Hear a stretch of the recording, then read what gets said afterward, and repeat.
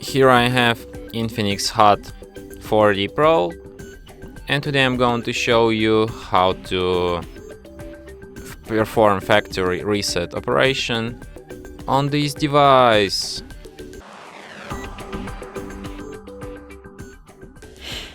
So to do this, firstly you should open settings, then you should go to system section and go to reset phone, erase all data, and then once again, and after that device will be restarted in like a minute or something.